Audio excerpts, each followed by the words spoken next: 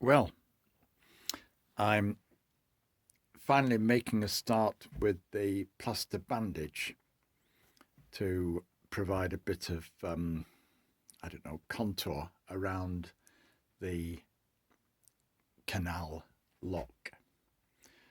So that's what's going on now. Canal lock's there. All sorts of bits of polystyrene and house insulation used to build up some profiles. I've not carved the profiles as smoothly there as I might have done. That was the bit I did with the hot air gun.